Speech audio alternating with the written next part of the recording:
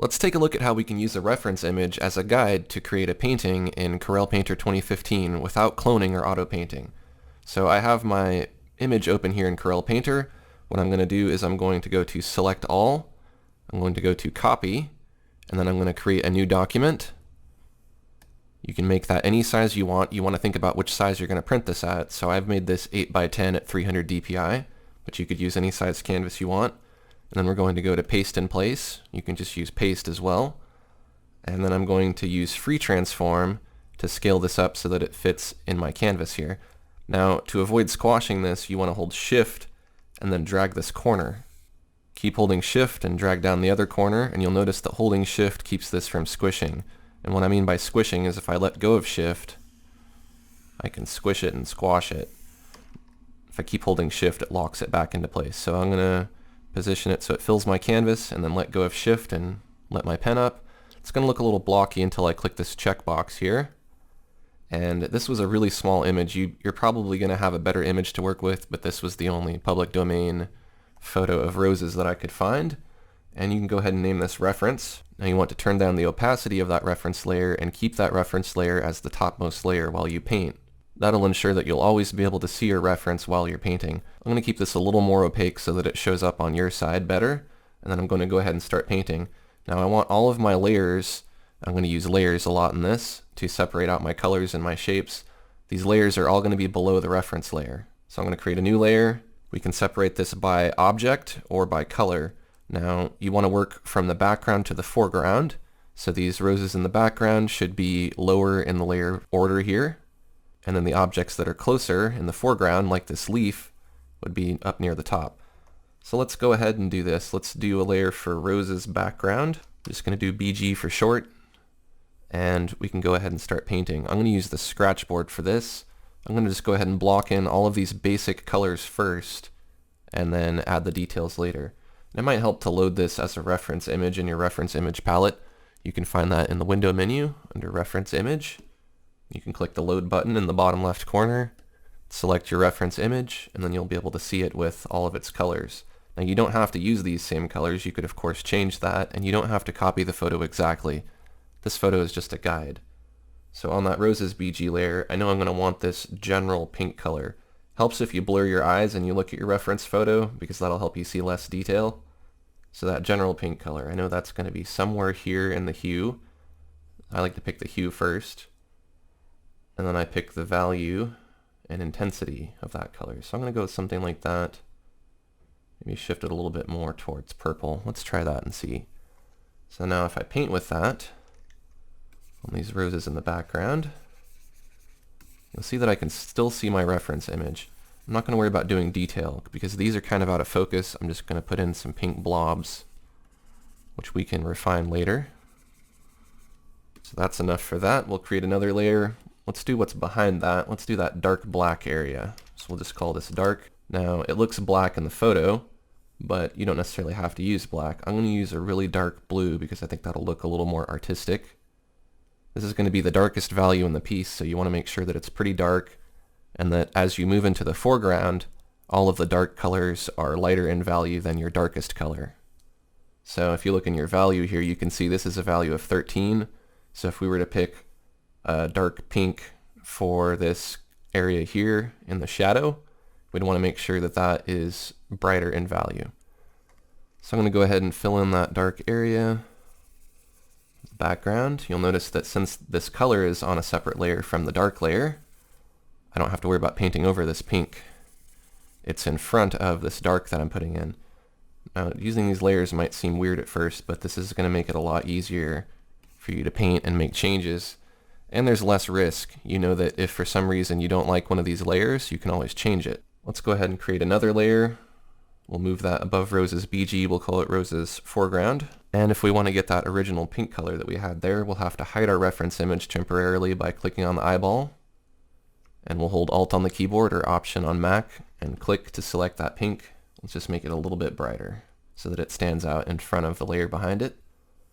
Turn your reference back on. Make sure you're painting on the roses foreground layer. And then go ahead and start blocking that in. You just want the general shapes of these flowers because you're going to add the fine details later. You don't want to be too sloppy about this, but you also don't want to waste time adding too much detail. Again, you want this to look just like the general color scheme of what's going on. It doesn't have to be a finished drawing at this point. You just want to block in the general colors. So all of this is going to be mostly pink. Of course, there's going to be some lighter and darker areas, but those will be added later. You just want to cover up all the white, basically. And anywhere you missed a spot, go ahead and go back to the appropriate layer, sample the color using Alt or Option if you need to. I'm going to paint over that spot I missed. There's some spots on the dark layer that I missed. I'm going to fill those in. We know there's going to be a leaf here, so let's turn our reference back on and let's put that leaf in front of the rest of the layers. And that looks like it's kind of a bluish green color. We think of it as green, but you want to actually look at what color it actually is because it's color cast a little bit. So I think it's something kind of like that will work for one of the darker colors in the leaf.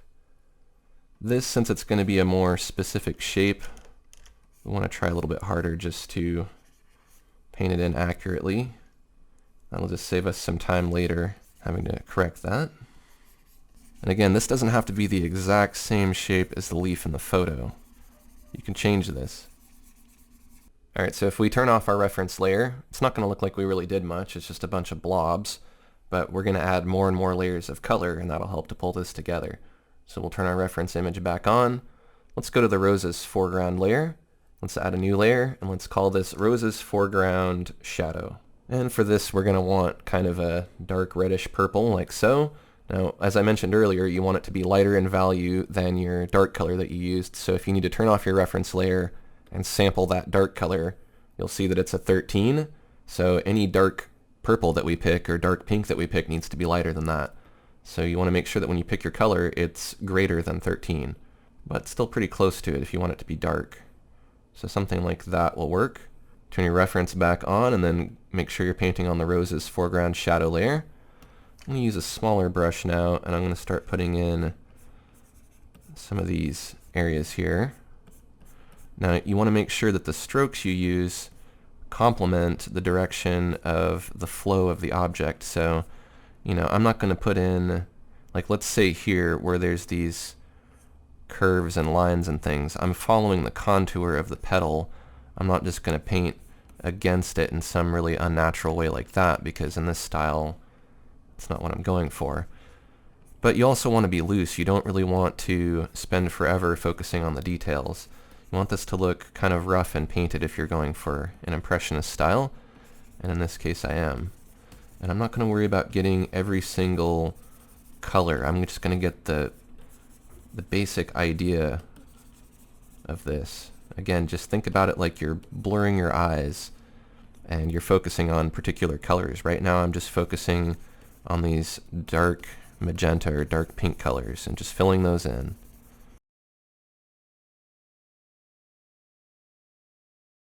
You really want to use your pen pressure here too. Really vary your pen pressure. You'll notice I'm getting these thin lines, I'm getting thick lines, I'm getting all these different shapes. Let's add another layer. Let's call this roses foreground mid. And mid will be short for mid-tone. This will be a less dark shadow color. So we kind of put on the highlights first. I mean, there's going to be lighter spots than this, but this is kind of the lighter pink color. And so we're putting on some of the darker pink colors as a layer. So let's go ahead and shift the hue a little bit. Let's get a color maybe more like this. And let's go ahead and add in these mid-tone areas now. So the more layers of color you add, the more realistic and the more three-dimensional this is going to look. It's kind of up to you to decide how many colors you want to add and how much detail you want to add. The problem I have with cloning and auto painting, because I know you could do this with the cloning and auto painting too, is that it doesn't really give you much creative freedom. The computer just does what it wants, and you end up with a certain result that you can of course modify to get it to look the way you want, but it doesn't let you pick your own colors and brush strokes. It doesn't let you, I mean, you can kind of customize that stuff, but it doesn't give you as much creative authority. It doesn't force you to make those decisions yourself, I guess is what I'm trying to get at. And it's good to make those decisions. If you want this to look like something that you painted in your style, you have to have a style. You can't rely on the computer to paint something and then have you tweak it. That's the computer's style. And computers aren't good at being creative. They're just good at performing a task. And really copying over that painting is just the computer going through a sequence that somebody programmed that was just a broad generalization of how to make a painting. That's not being creative, and as much as you want to call that art, it's not. You are the one who has to be creative as the person, as the human being. If you're relying on the computer to be creative for you, that's not art. That's just a simulation of art. Now, this is tracing. It's not cloning, though. It's not auto painting. I'm making these decisions as a human being of where I'm going to put each of these brush strokes. They're not just the same stroke mechanically repeated over the painting, getting the exact color. I'm not even picking the color from in the photo here. I could use this dropper, but what's the fun in that? Why not just learn to see the color and learn to pick colors? That way, if you want to paint your own roses and you don't want to have to rely on a photo, you can do that. Now, I'm not knocking cloning or people who do cloning. I've done plenty of cloning in my day. That's how I got started doing digital painting, but you do want to move beyond that, because that's the only way you're going to grow as an artist. There's a lot to learn from painting from scratch, and as you can see in this example here, it's really not that hard. There's nothing wrong with tracing. Plenty of professional artists do it. Some people are against it. If you want to clone, clone. If you want to paint freehand, paint freehand. If you want to trace, trace. You do whatever you want, because that's what art is all about. There aren't any rules about what you can or can't do. Everybody has their opinions. Of course, I have my opinions that I've expressed here, but that's just my opinion. It doesn't mean that that's the right or wrong way to do things. See, I'm just complimenting what's there. I'm not painting against things. I'm painting with the shapes, and I'm not trying to copy it directly. All I'm really trying to look at is the general shape of what's underneath, and I'm using this framework, this tracing, as a guide, and then I'm using my reference photo just to pick colors by eye. So if we turn our reference off for a second and we zoom out, you'll see this is starting to look like a painting of some roses. Now, it's going to need more layers of color for it to look more realistic and more three-dimensional, and we'll keep adding those. It's up to you how many layers you want to add. Let's add another layer, and let's call this Roses Foreground, HL. That'll be short for highlight. And we'll want to pick a really light pink, something like this.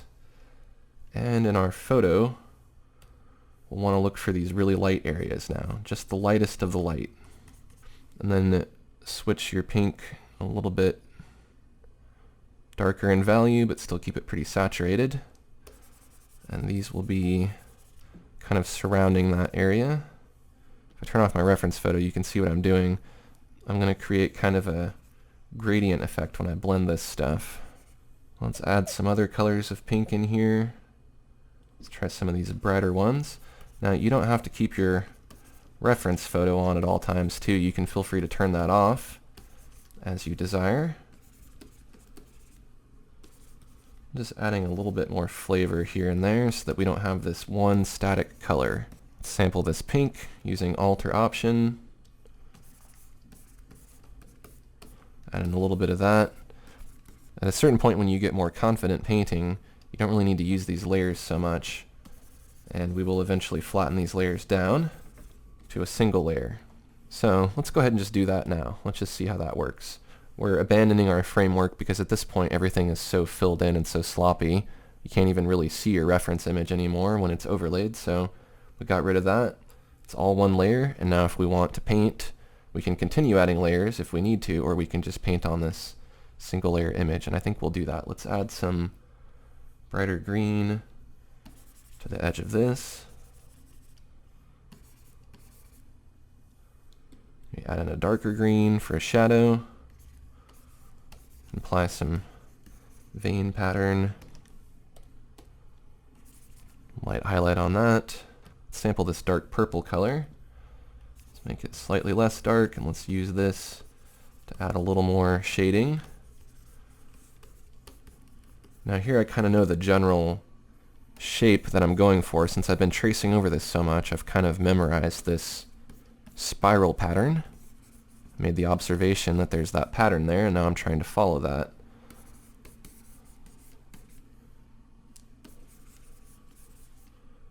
This rose is kind of turned on the side, so we want to paint it slightly differently.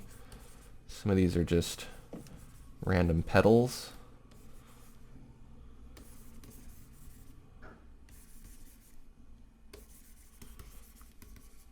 And then down here, you can't even really make out what this is, so just use your imagination.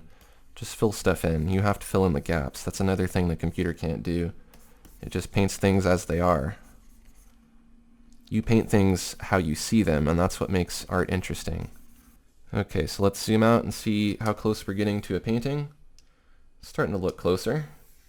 It's always good to zoom out. So when you print this, if this is going to be an 8x10 print, it's not going to be this big. You're not going to be able to see it this close unless you're standing like right up on it. So we'll try to keep things in perspective. Now I'm going to blend a little bit to make this look a little more painterly and smooth out some of these transitions. I'm going to use the coarse oily blender. You want to make sure that you're just blending on a single layer. You don't want to have multiple layers, because if you try to blend a free-floating layer here, if I add something here, let's say like this green area, if I blend that, you're going to get this weird white fringe that happens on the edge of your layer. So use a drop all, make sure you're only blending on a single layer. We'll use the coarse oily blender. Your paper texture is going to affect how your blender functions. So you want to make sure that you pick a paper texture that you like, and then these settings here control the scale of the grain and the contrast. So you'll get more of a smeary effect with a lower setting on your contrast, and you'll get more of a streaky effect with this setting. So if I do a little test, you can see what it's going to do. There's that grain in the smudge, and the smudginess is controlled by this setting here. So if I set this lower, I do that same stroke, you can see it smudges more of it with less grain. So I want something like this, and what I want to do is I want to paint kind of following the direction of the brush strokes, and I want to stay, if I'm going to blend the leaf, I want to make sure I'm staying on the leaf. I don't want to just go like this and just mess up all my detail. So I'm going to blend kind of following the brush strokes that I already established to make this look a little more organic.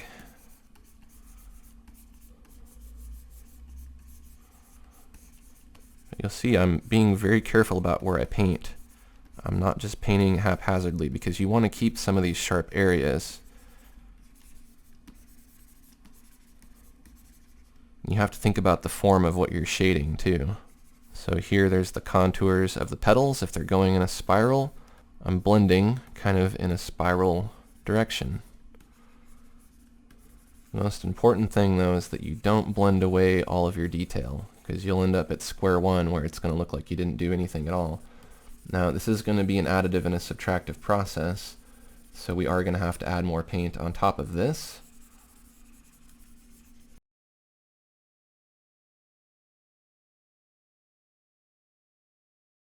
Alright, so I think I have most of the edges blended that I wanted to blend. Now it looks a lot more like a painting, huh? So we can compare it to our photograph here. Looks a lot like some roses, and all it took was a little bit of blending. So you can see it doesn't really take that much effort to make a painting look realistic without using the cloning or the auto painting feature. In fact, it might even take more effort using the cloning or auto painting to get it to look like an organic painting by having to spend a lot of time adding little imperfections and things. So of course we can keep adding to this, and we can keep adding more and more layers of color. I think we'll add a few more layers, but it's up to you to decide when to stop. If you want this to look more impressionistic, don't add too much to it. If you want it to look really photorealistic, keep adding more and more colors and more shades of pink in here to make these look more three-dimensional, and try to match the shapes more to what you see in the photo. Well, let's add a few more layers of color, and we can play with the composite methods here. For instance, we could change this to multiply if we want it to tint what's underneath. Let's pick kind of a more reddish color here, something like that. And let's play with some other brushes. Let's use the airbrush. Let's just tint the center of this. We tint part of that one, part of that one. Let's pick kind of a lighter blue color. Let's add some blue to kind of give this a sense of shadow. Let's cool off this green a little bit. It's a little too bright. And maybe we'll even add some green in here.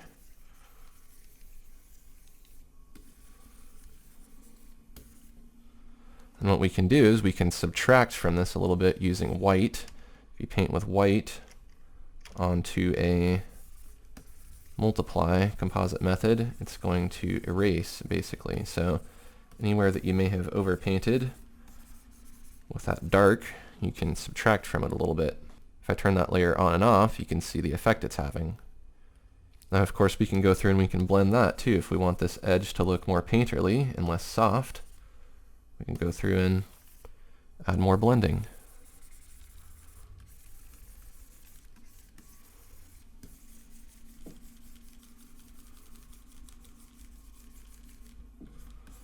If you wanted to add highlights, you could do the same thing, but this time set it to screen. Pick a bright pink like that. Let's use the glow brush this time. Let's use a dark pink on the glow brush, and what that will do is that'll really just make these edges pop.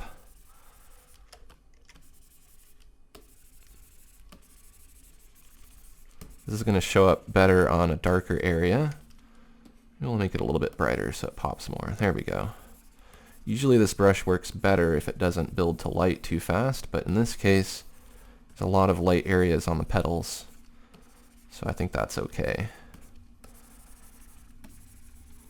Now I'm kind of breaking away from like a traditional oil painting style here. I'm making this a little more modern by using this brush, but that's another thing that you should be aware of, is that you don't have to only use the oil brushes to do an oil painting. You don't only have to use the pencil to do a pencil drawing. You can combine any of these brushes at any time to make any kind of painting that you want to make. Let's go ahead and drop all the layers again. Let's blend some more. Let's see how I take that from looking really digital to looking more organic just by blending it. I think that really helps for this particular style. Sometimes I want things to look digital. Sometimes I don't. It's nice to fool people sometimes and have people look at stuff and go, is that something you did in acrylic or is that something you did on the computer? I like to just let them guess. And now if we want to add a nice canvas texture over this to help it look even more organic, we can create a new layer. Let's call it texture. And let's select this 5. This will be a very neutral gray. We'll go to fill. Now you're probably wondering, why the heck are we filling the canvas with gray? Well, don't worry about it. Let's use another composite method here, which is called overlay. Now that has a magical effect of making that gray disappear, but if you were to add a canvas texture, that would still show up, because the texture is lighter and darker than that exact value of gray. So whichever paper we have selected is going to define whichever paper texture we end up with by default, but we can still change that. We will go to Effects, Surface Control, Apply Surface Texture. And if we don't want that paper texture, we can pick something else. Let's pick the gessoed canvas, make this look a little more like canvas. If you want to control the size of the grain, unfortunately you'll have to go ahead and back out of that and change the size here. And I think I'll go ahead and do that because I want the canvas texture to be a little bit bigger. So I'm going to do an undo, and I'm going to go to Effects, Surface Control, Apply Surface Texture again. And now you can see that grain is a lot bigger. It tends to fit better if this is going to be an 8x10. I want it to be a more realistic size of grain. We'll go to OK.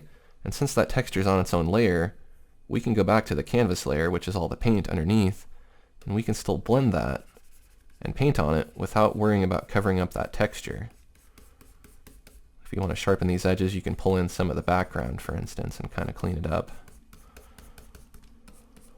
Now, of course, now when I'm blending, I'm getting the paper texture that I have selected from the gessoed canvas rather than that texture I had before, so you may or may not want that texture. If you don't like it, you can always change it back to basic paper. That's what we were using before.